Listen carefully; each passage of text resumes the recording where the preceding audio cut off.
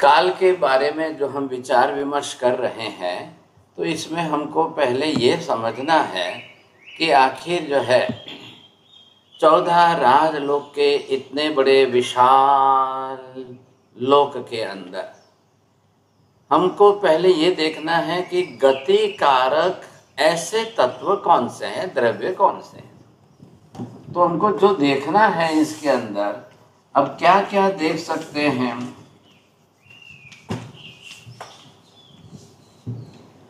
जो गति करने वाले हैं उन गतियों के आधार पर काल का मापन होगा, काल की गणना होगी। ये बात तो निश्चित हो गई। तो हम ऐसे कौन से द्रव्य हैं जिनकी गति कारकता निरंतर हो, नियमित हो, नियत हो, अखंड हो और त्रैकालिक नित्य हो हैं। अब ये सभी जानते हैं अच्छी तरह से, हमने बार बार इसको देखा भी है, लेकिन अब इनके अंदर आपको ढूंढ के निकालने हैं। ये अभी 5 शब्द जो बोले हैं विशेषणवाची, ऐसी कौन सी गति, ऐसी किसकी गति, किस प्रकार की गति, और उसमें ये 5 विशेषण बैठने चाहिए। तो ये हम कैसे समझे, पहले इसकी बात चल रही है। तो पूरे लोक के अंदर ऐसे गति कारक कौन कौन से द्रव्य हैं, या गति जिनके अंदर भी गति आपको दिखाई दे साहब, वैसे कौन कौन से हैं। तो इनको अगर हम समझने जाएं तो भी हमको ये ख्याल आ जाएगा कि इनके अंदर पूरे 14 राजलोक के अंदर हम पूरी तरह से देखेंगे। 3 विभाग आप कर लीजिए। अब ऊर्ध्वलोक में, अधोलोक में, मध्यलोक में, तीनों लोक के अंदर जिनकी हम बात विशेष रूप से करना चाहते हैं, वो ऐसे गति कारक द्रव्य कौन से हैं, किस किस प्रकार के द्रव्य हैं जिनके कारण हम एक गति को समझें साहब। हाँ जी, अभी आप इस पर मत देखिए, मैं बोलूँगा लिखते जाइए साहब, तो आपको जल्दी से गति का भी ख्याल आ जाएगा। बंद करने को। हाँ जी, अब ये गति कारक द्रव्यों के अंदर किनकी गति कैसी है साहब, तो ये हमें जो देखना है। अब आप एक समझिए कि ऐसे वायु की गति, ऐसी कोई वायु की गति हमको मिलेगी, वायु की गति है। फिर देखिए अग्नि ज्वाला की गति, द फ्लेम, जो उसकी भी गति होती है। तो क्या ऐसी गति आपने देखा है? नंबर 2,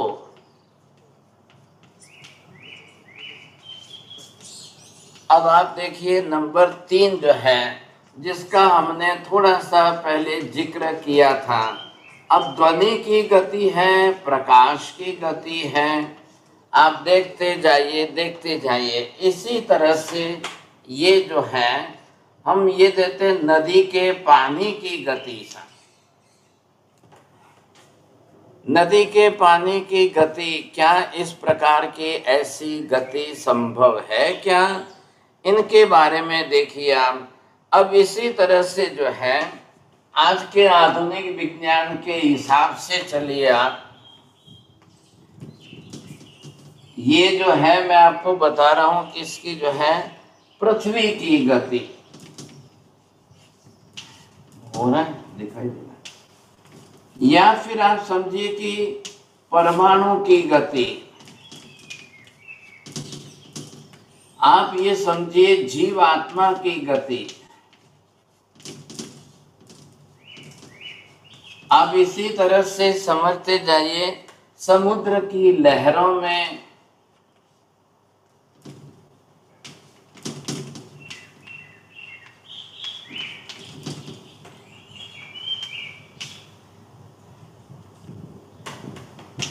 अब ये है ग्रह नक्षत्र आदि।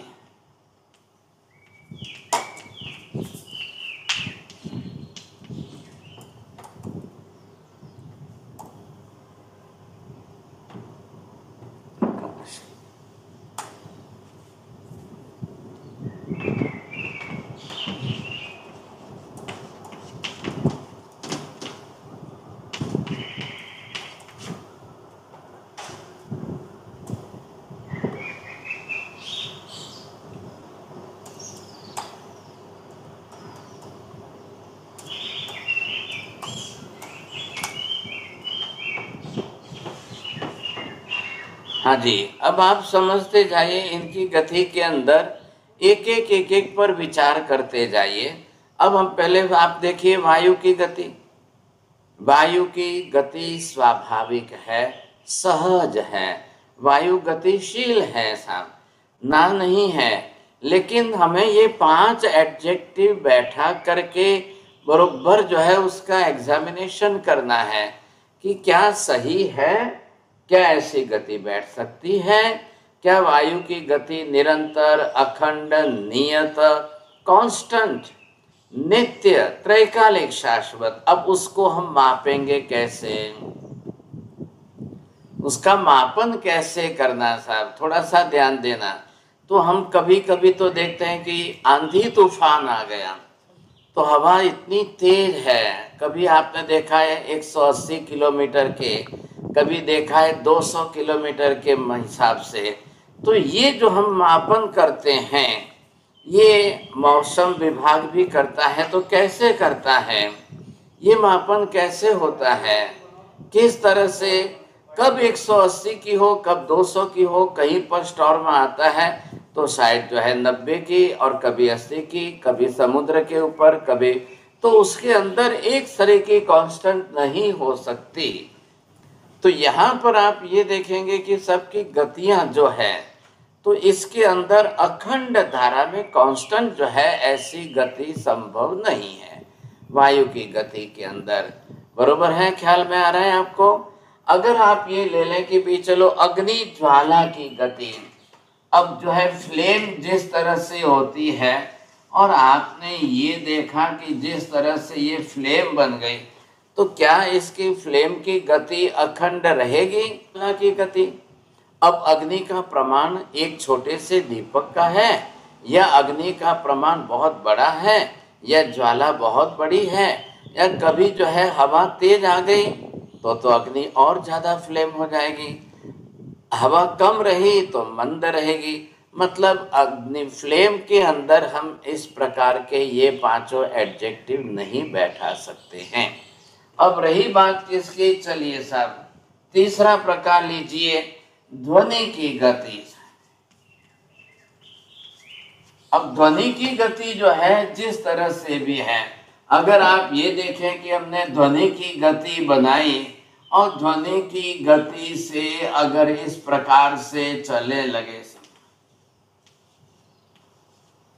लेकिन पहली बात यह है ध्वनि कौन सी लेनी, किस ध्वनि को आधार बनाएं? क्या हम बादलों की गड़गड़ाहट की गति लें, क्या बिजली के गिरने की आवाज की गति लें, किसकी गति लें? और गति के ध्वनि के अंदर आपको सबको मालूम है डेसिमीटर वगैरह, तो कितने प्रमाण में, कोई बहुत ज्यादा तेज से बोले तो और कोई स्लो बोले तो, किसकी कौन सी ध्वनि किसको हम मापें कि जो कांस्टेंट गति इस प्रकार की चले, तो वो भी नहीं बैठ रही है बात। अरे ये बात आपको ध्यान में साहब। अब क्या किया है इन्होंने, ये प्रकाश की गति ले रहे हैं। तो यहां पर जैसा कि आपने देखा प्रकाश, अब बात यार है किसका प्रकाश, किसका प्रकाश इतना गतिशील है, निरंतरता रहनी चाहिए, और साथ में हमने जोड़ा है त्रैकालिकता, तीनों काल में, भूतकाल भी अनंत, भविष्य काल में भी अनंत, और इतने अनंत काल तक बिल्कुल एक सरी की, एक जैसी, एक माप की गति होनी चाहिए। तो कैसे होगी ये बात हमको समझना है, समझे कि नहीं? तो ये प्रकाश के अंदर, अब आप ये बोलिए कि लेजर रेस की प्रकाश है, या ये बोलिए कि सादे प्रकाश की है, किस प्रकाश की, किसके प्रकाश की इतनी गति ज्यादा है, हम वो भी नहीं बैठ पाएगा सब। हाँ ये है कि गति, प्रकाश की गति को माप करके, और आजकल जो है जिसको लाइटिंग ईयर्स, सूर्य के चंद्र से गति कितनी है, किस प्रकार होती है, कैसे होती है, वो सब बातें बैठाई जरूर गई है। लेकिन अभी तो मिसाइल्स और रॉकेट्स और ऐसे बन रहे हैं कि प्रकाश की गति या ध्वनि की गति से भी 3 गुने, 4 गुने, 5 गुने तेज प्रमाण में बह रही है। हो रही है सब ऐसे, तो वो भी माप करने में कैसे बैठेगा, समझे कि नहीं। आधार मापना है। मैंने पहले कहा है गति इस प्रकार की हो जिसके माध्यम से मापन किया जाए, जिसके मापन के आधार पर गणना की जाए। ध्यान रखिए, पहले मापन आएगा फिर गणना आएगी। आप नहीं माप सकेंगे तो गिन नहीं सकेंगे।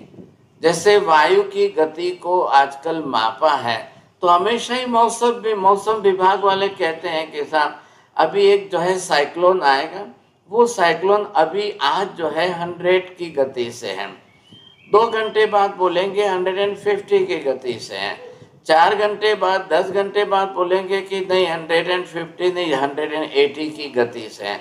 तो कांस्टेंट कंटिन्यूटी उसमें अखंड धारा में संभव नहीं है, ये हम समझ सकते हैं। अब आप देखिए अग्नि की गति को हम नहीं माप सकते हैं, नहीं ले सकते हैं। जो फ्लेम जिस तरह से चले तो उसके अंदर सबके अंदर मात्रा प्रमाण कम ज़्यादा प्रमाण में रहेगा, तो वो पॉसिबल नहीं है। ध्वनि की बात हमने कर ली, कम ज़्यादा जिस तरह से होगा वो कैसे हम कर पाएंगे। तो ध्वनि के अंदर भी कम ज़्यादा होगा। प्रकाश के अंदर की बात है, अखंड धारा कैसे बैठ पाएगी, ये भी बात आपने देखा है। क्योंकि प्रकाश किसका लेना, आपने देखा है बिजली का प्रकाश भी तो होता है ना। अब बिजली गिरती है, कितना समय लगता है, कितने समय में कितना प्रकाश फैल जाता है और कितनी जल्दी फैल जाता है। तो क्या बिजली का कांस्टेंट कंटिन्यू ऐसा अखंड धारा में रहना संभव है? जी नहीं। तो ये भी संभावना नहीं बन रही है। चलिए, नदी के पानी की गति आप माप ले सकते हो, ले सकते हैं हम।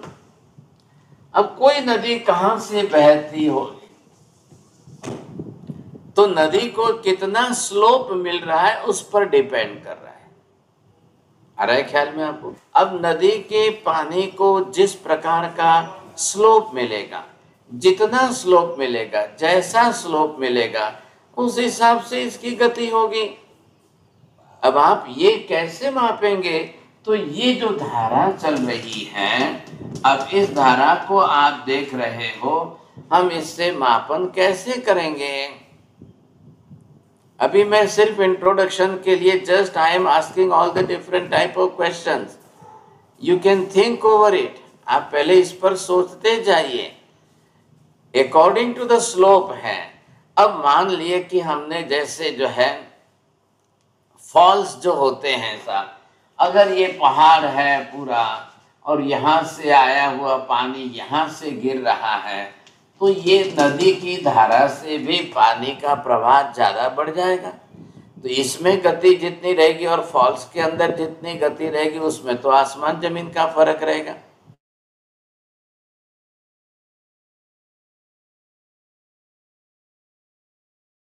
तो क्या करेंगे?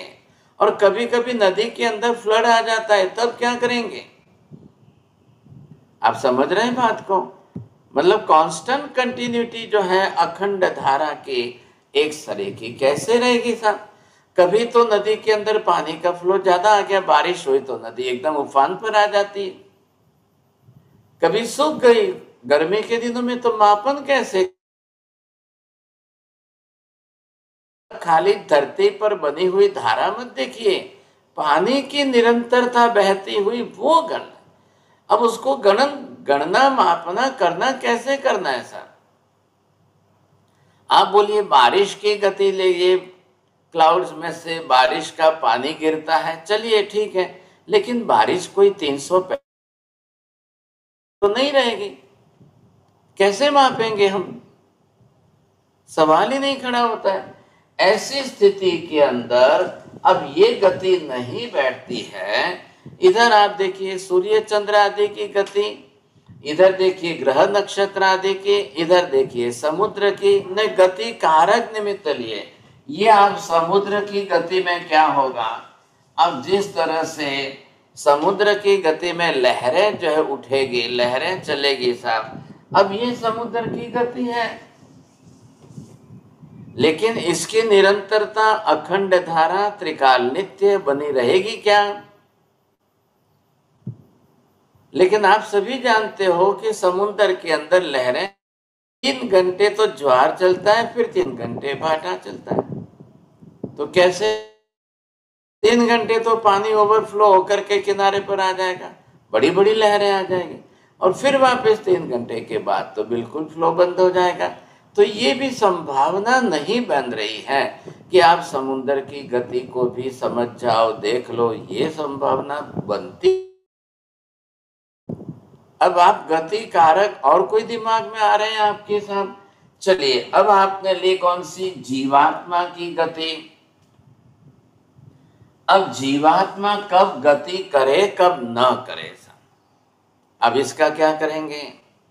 पृथ्वी काय में गए हुए जीव जो है वो तो गति नहीं करेंगे।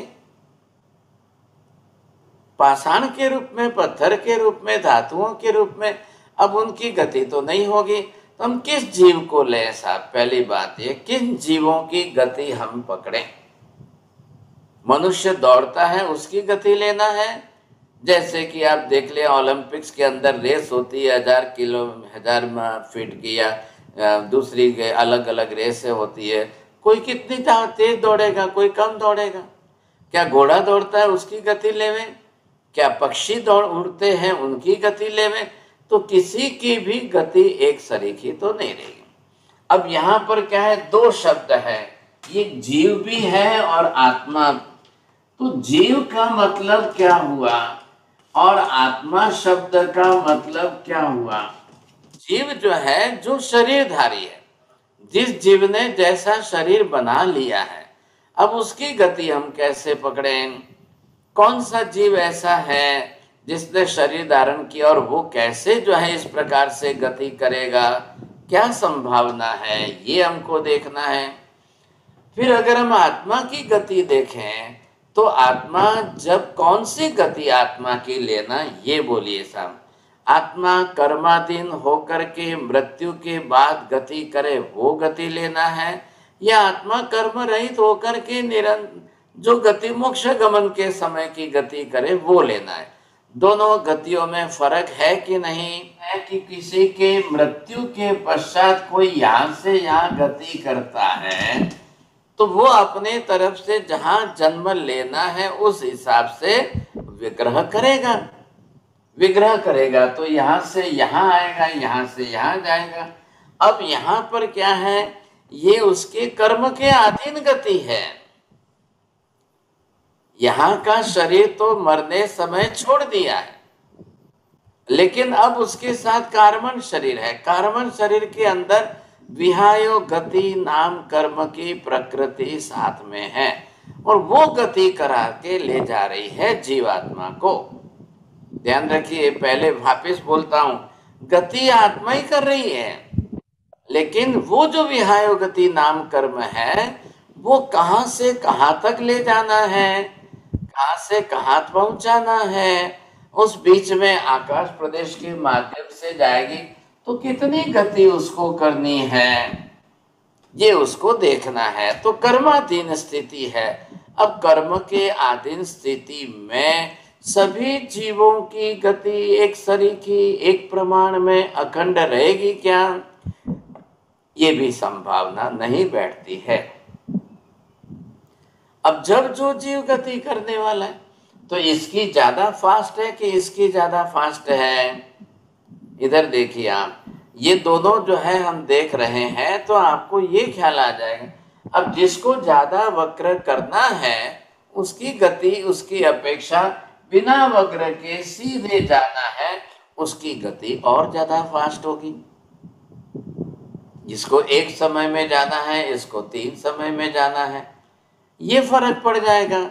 तो ये भी बात बैठती है कि नहीं बैठती है, ये देखना है। बोलिए साहब, अब आपको ख्याल आ रहा है? तो इस स्थिति के अंदर अब यहां से अगर हम आत्मा की मोक्ष गति को मापन करें, ये आत्मा है और सीधे मोक्ष में जा रही है, बरोबर है? आप देख रहे हो, जब मोक्ष में जाती है तो बरोबर एक ही समय में जाएगी, कोई ना नहीं है। लेकिन अब कोई मोक्ष में जाए न जाए, आज जाए, कोई कल जाए, कोई 1 महीने तक कोई ना जाए, अब भरत ऐरावत क्षेत्रों में तो इतने वर्षों तक 84,000 वर्ष तक तो कोई मोक्ष में नहीं जाएगा। पांचों भरत क्षेत्र में, पांचों ऐरावत क्षेत्र में अब तो मोक्ष में जाने वाला संभव नहीं है था। हाँ जी, महाविदेश से जा रहे हैं, आज भी जा रहे हैं, पांचों महाविदेश से जा रहे हैं, कोई ना नहीं है। लेकिन अब पांचों महाविदेश में आज कोई न गया, एक दिन तक कोई नहीं गया, 2 दिन तक कोई नहीं गया, तो क्या करेंगे?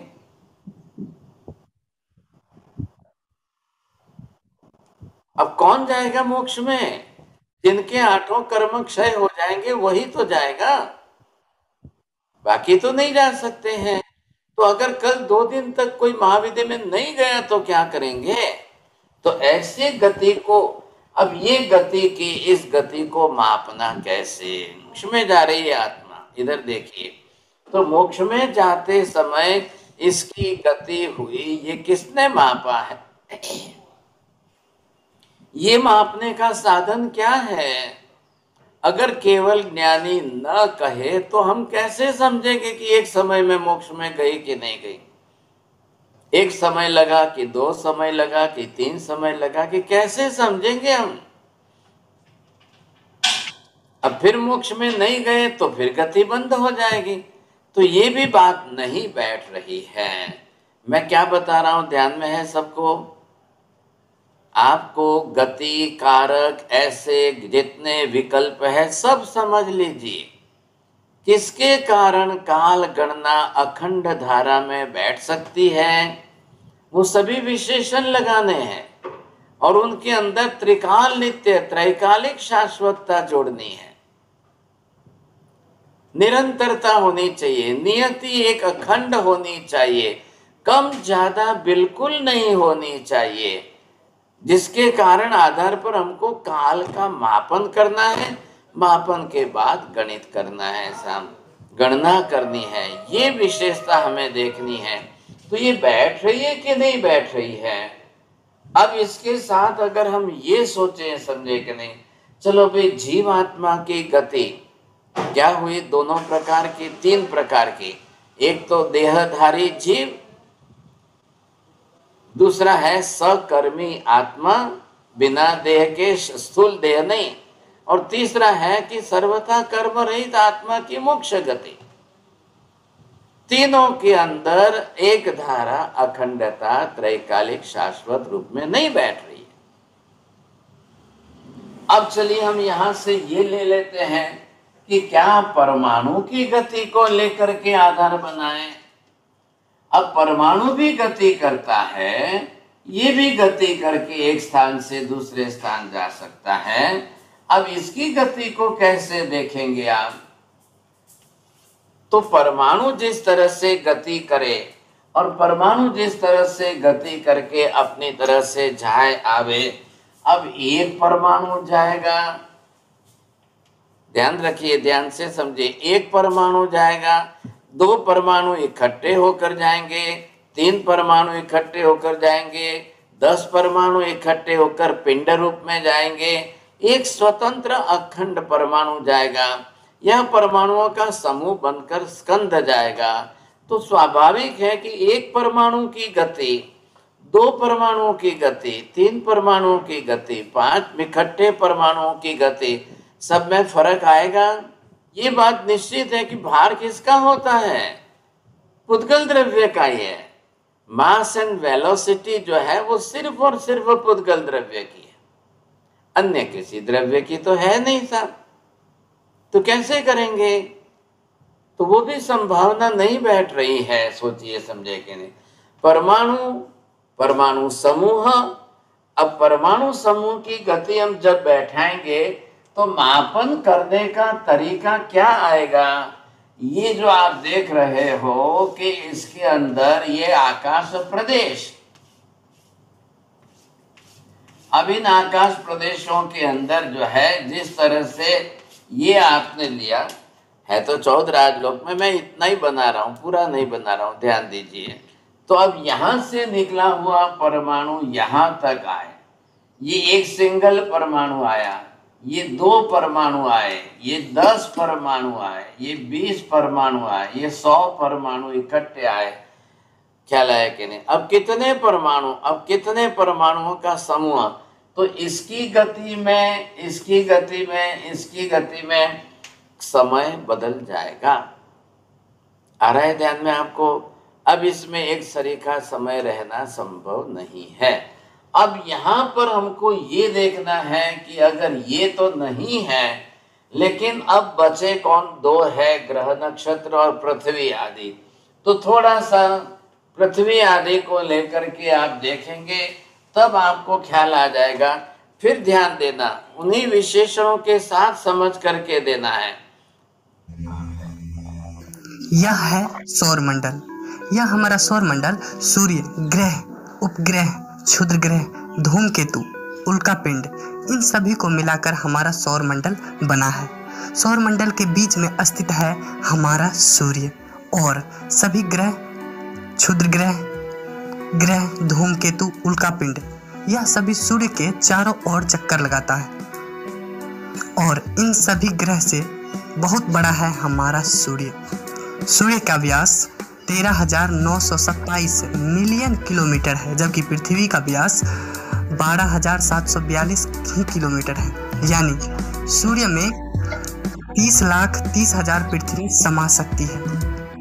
इसका सरफेस आग का जलता हुआ गोला के रूप में नजर आता है, और सूर्य में न्यूक्लियर फ्यूजन रिएक्शन के कारण सूर्य के ऊपरी सतह पर बहुत बड़ा विस्फोट होते रहता है, जिससे हर वक्त ऊर्जा निकलती रहती है।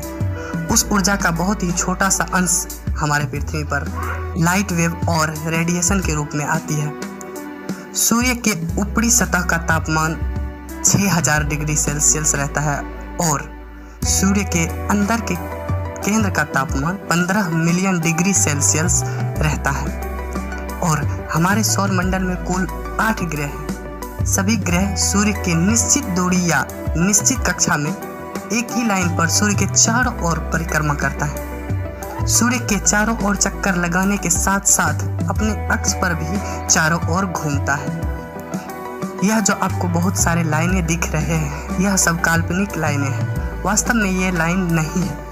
यह लाइन आपको अच्छी तरीके से समझाने के लिए कक्षा को दर्शाती है, और इसी अलग अलग कक्षा में सूर्य के चारों ओर सभी ग्रह परिक्रमा करता है। सभी ग्रह का कक्षा सूर्य के दूरी के अनुसार अलग अलग होता है। पहला कक्षा यानी सूर्य के नजदीक का कक्षा पर परिक्रमा करने वाली ग्रह का नाम है बुध ग्रह। बुध ग्रह सूर्य से 7 करोड़ किलोमीटर दूर से सूर्य के चारों ओर चक्कर लगाती है। बुध ग्रह को सूर्य का एक चक्कर लगाने में 88 दिनों का समय लगता है। अपनी जगह पर घूमने में 58 दिन लगता है, और अपने अक्ष पर बहुत धीमा घूमता है। बुध ग्रह पृथ्वी से बहुत छोटा है। बुध ग्रह का व्यास 4,880 किलोमीटर है। बुध ग्रह को सूर्य अस्त होने वक्त नंगी आंखों से देखा जा सकता है। बुध ग्रह पृथ्वी से छोटा होने के कारण बुध ग्रह का गुरुत्वाकर्षण बल भी कम होता है। अगर पृथ्वी पर आपका वजन 100 किलोग्राम है, तो बुध ग्रह पर आपका वजन 38 किलोग्राम ही रहेगा। बुध ग्रह से सूर्य को देखने पर सूर्य 3 गुना बड़ा दिखेगा। बुध ग्रह की अंदर की संरचना कुछ इस प्रकार से है, और सूर्य से दूसरी कक्षा में आता है शुक्र ग्रह। यह ग्रह सूर्य से 10 करोड़ 80 लाख किलोमीटर दूर है। शुक्र ग्रह को सूर्य का एक चक्कर लगाने में 224.7 दिन लगते हैं, और अपनी जगह पर घूमने में 243 दिन लगते हैं। शुक्र ग्रह का व्यास 12,092 किलोमीटर है। शुक्र ग्रह को भी खुली आंखों से देखा जा सकता है। शुक्र ग्रह लगभग पृथ्वी के साइज का है। There is a fire in the building. Please rescue Kiran first. Help Kiran before helping your. शुक्र ग्रह की अंदर की संरचना कुछ इस प्रकार से है, और सूर्य से तीसरे स्थान पर है हमारी पृथ्वी। सूर्य से 14 करोड़ 96 लाख किलोमीटर दूर है। पृथ्वी को सूर्य का एक चक्कर लगाने में 1 वर्ष का समय लगता है, और अपनी जगह पर घूमने में 1 दिन का समय लेती है। पृथ्वी का व्यास 12,742 किलोमीटर है। पृथ्वी की आंतरिक संरचना कुछ इस प्रकार से है और सूर्य से चौथे स्थान पर सूर्य के चारों ओर चक्कर लगाने वाली इस ग्रह का नाम है मंगल ग्रह। मंगल ग्रह सूर्य से 23 करोड़ किलोमीटर दूर है। मंगल ग्रह को सूर्य का एक चक्कर लगाने में 1 साल 322 दिन लगते हैं और अपनी जगह पर घूमने में 39 मिनट का समय लगता है। मंगल ग्रह का व्यास 6794 किलोमीटर है। मंगल ग्रह लाल होने के कारण इसे लाल ग्रह भी कहा जाता है। मंगल ग्रह पृथ्वी से छोटा है, इसलिए इसका गुरुत्वाकर्षण बल भी कम है। पृथ्वी पर 100 किलो का आदमी मंगल ग्रह पर 37 किलो का ही रहेगा। मंगल ग्रह का आंतरिक संरचना कुछ इस प्रकार से है और सूर्य से 5वें स्थान पर आने वाली इस ग्रह का नाम है बृहस्पति ग्रह। बृहस्पति ग्रह सूर्य से 77 करोड़ 83 लाख 40,821 किलोमीटर दूर सूर्य का चक्कर लगाता है। बृहस्पति ग्रह को सूर्य का एक चक्कर लगाने में 11 साल 317 दिन लगते हैं और अपनी जगह पर घूमने में 9 घंटे 56 मिनट का समय लगता है, जो कि सभी ग्रह से तेज और जल्दी घूमता है। यह ग्रह पृथ्वी से 318 गुना बड़ा है। बृहस्पति ग्रह इस सौर मंडल में सबसे बड़ा ग्रह है। बृहस्पति ग्रह का व्यास 1,42,984 किलोमीटर है। बृहस्पति ग्रह अकेले सभी ग्रह के कुल द्रव्यमान से भी ज्यादा है। बृहस्पति ग्रह के आंतरिक संरचना कुछ इस प्रकार से है और सूर्य से 6ठे स्थान पर आता है शनि ग्रह। शनि ग्रह सूर्य से 142 करोड़ 66 लाख 66,400 किलोमीटर दूर है। इतना दूरी से सूर्य का एक चक्कर लगाने में 29 साल 175 दिन लगते हैं और अपनी जगह पर घूमने में 10 घंटे 40 मिनट का समय लगती है। शनि ग्रह का व्यास 1,16,460 किलोमीटर है। शनि ग्रह में रिंग होने के कारण देखने में सभी ग्रह से अलग लगती है। अगर शनि ग्रह के रिंग की बात करूं तो ग्रह से 6,630 किलोमीटर ऊंचाई से ऊपर 1,20,700 किलोमीटर दूर तक है और चौड़ाई में सिर्फ 20 मीटर तक ही फैला हुआ है। और शनि ग्रह के अंदर की संरचना कुछ इस प्रकार से है और सूर्य से 7वें स्थान पर आने वाला ग्रह अरुण ग्रह। अरुण ग्रह सूर्य से 300 करोड़ 65 लाख 80,000 किलोमीटर दूर है। वरुण ग्रह को सूर्य का एक चक्कर लगाने में 84 साल लगता है और अपनी जगह पर घूमने में 17 घंटे 14 मिनट लगते हैं। वरुण ग्रह का व्यास 51,118 किलोमीटर है। अरुण ग्रह को भी शनि ग्रह के जैसा एक छोटी सी रिंग है और सूर्य से 8वें स्थान पर और आखिरी कक्षा में वरुण ग्रह है। यह ग्रह सूर्य से 439 करोड़ 83 लाख 96,044 किलोमीटर दूर है। वरुण ग्रह को सूर्य का एक चक्कर लगाने में 60,190 दिन लगता है, जो सभी ग्रह से अधिक टाइम है और अपनी जगह पर एक चक्कर लगाने में 16 घंटे 12 मिनट लगता है। वरुण ग्रह दिखने में नीला दिखता है। यह थी सौर मंडल में सूर्य और ग्रह के बारे में जानकारी। आपने देखा अभी ये it is already animated in the science के अंदर भी ये भी जिस तरह से इन्होंने बनाया है या किया है तो वो भी एनिमेटेड है, या साइंस के अंदर भी इमेजिनेशनरी थिंग्स वो किस तरह से एनिमेशन करते हैं स्टूडियो के अंदर, वो बातें अलग अलग हैं। अब इस तरह से जो भी है ये आपने देखा है, अब इसको हम जैन दृष्टिकोण से तो और अलग समझेंगे, तब हमको ख्याल आएगा ये इनका साइंस का विषय है। अब कंपैरेटिव स्टडी करके हम जैनिज़्म के साथ देखेंगे तो दोनों बातें बिल्कुल डिफरेंट अलग ही हो जाएगी। लेकिन अब आज मैं यहाँ पर ही रुकता हूँ, अभी तक मेरी